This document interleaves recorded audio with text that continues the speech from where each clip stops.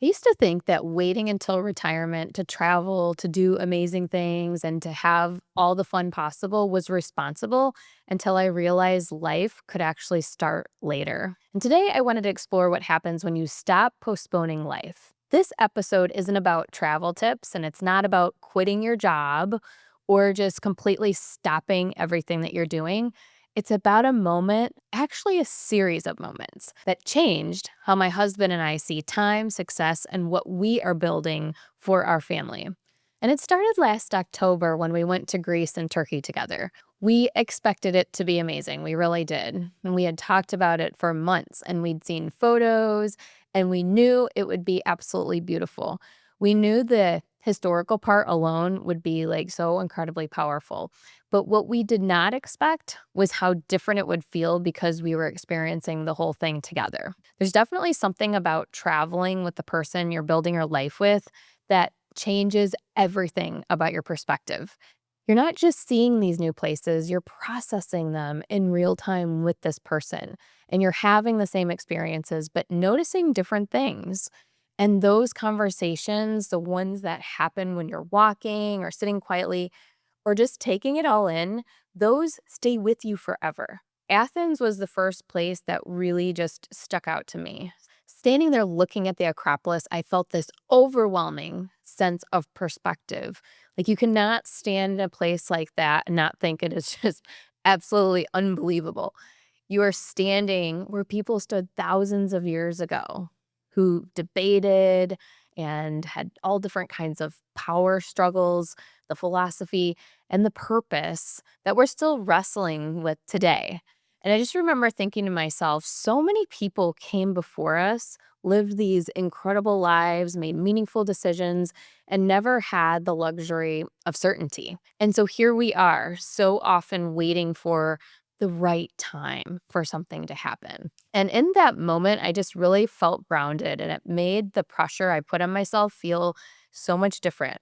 It made me realize how much of my life had been driven by urgency instead of intention. When we went to Santorini, that shifted something else entirely different.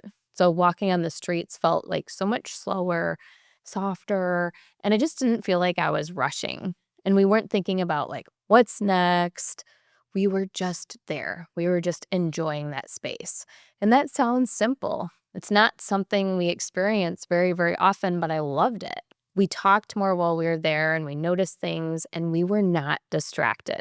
And I remember thinking, this is what it feels like to truly be present, not focused on productivity or efficiency. Like we were just present and it felt so good. And I realized how rare that had become in everyday life.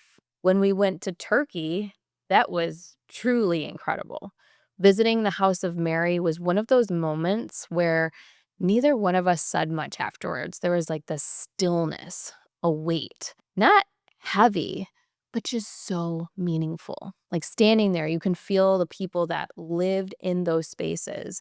They carried faith, and there was so much, again, so much uncertainty. And they had to have courage and they had to have hope. And there was not any guarantees. There wasn't the kind of comfort that we have today. And they lived without knowing how things would turn out. And that made me think about how much of modern life is built around control, around waiting until things feel secure enough to really truly live. So many people before us didn't have that option at all. They lived inside the life that they had. They lived the best life that they could with whatever they had, right? Everywhere that we went on this trip was significant. And I felt like the same thing kept coming up again and again. My husband and I were talking about it, thinking, gosh, I wish that the kids were here. Not from the luxurious standpoint or not because it was super impressive, but because it felt important and it was impressionable. And it's something that we absolutely wanted them to be able to experience because these are the kinds of experiences that shape how you see the world. They give you the perspective that you can't get from routines or schedules. They remind you that life is bigger than what's right in front of you when you're in a difficult circumstance. There's so many bigger things happening in the world. And that's when the realization really landed for me. Why do we wait? What are we waiting for? Why do we treat experiences, depth, and meaning like something you earn after decades of work? Seriously, why do we assume life will wait until we're done building? Like, I don't want to have to live like that. I don't think most people postpone life on purpose. I think it's just been normalized because we were taught that sacrifice now is the price of success later. But we don't have to agree to that and we don't have to condone that. Standing in places where people lived fully without certainty made me question that story that we've held true in our lives. And I started thinking about our kids. I don't want them to remember a childhood full of stuff, like just more and more stuff. I want them to remember incredible shared experiences. I want them to believe that joy is something that you can earn later. I don't want them to think life starts after you're completely exhausted and then you can truly start living. Our kids aren't listening to what we say about balance or values. They're watching how we live. Yes, of course, it's important to vocalize specific things, but they want to see how we act. They want to see what's important to us. And they're learning what gets protected, what gets postponed, and what does success actually look like to us. And I just realized if we kept saying, someday we'll do this, someday we'll do that, that's the lesson that we're teaching, not right now, not truly living right now. After that trip, my husband and I started having different kinds of conversations. Not how do we do less, but how do we stop assuming life comes later? We started totally reframing the way that we thought about doing life. Not how do we escape responsibility, but how do we build a life where meaning is woven into what we are already doing? How do we keep building on that? And that's where the season really came in for us. We wanted to start the year fresh with the right kind of intention, not because we're rebelling against something or not because there's this impulsive aspect of like changing everything right away, but because we just want to be more aligned with the types of activities that we want to involve ourselves in and also for our kids. We didn't suddenly have unlimited time or resources. It wasn't like, something just completely flipped and all of a sudden everything was different. We said no to a lot and we got more intentional with how we spend money. We stopped assuming that every spare moment had to be productive and we started planning life with the same intention we plan work.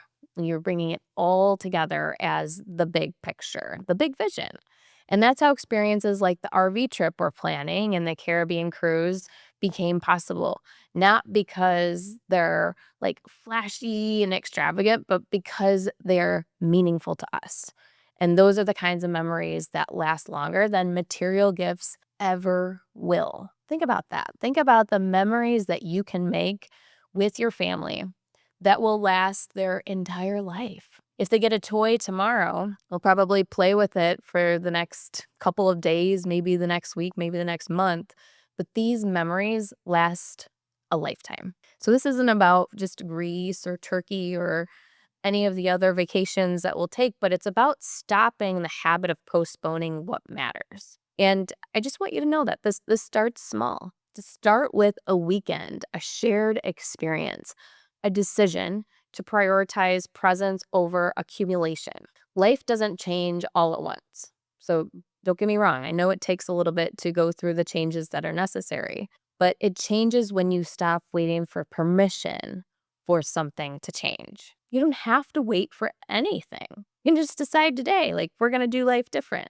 The business had to change before the life could. So this is really, really something I want you to consider for your personal life, for your family, and for the things that are most important. If this conversation resonated with you, make sure you subscribe to the podcast. This season is about building a business, a family, and a life that moves forward together, not someday, but now.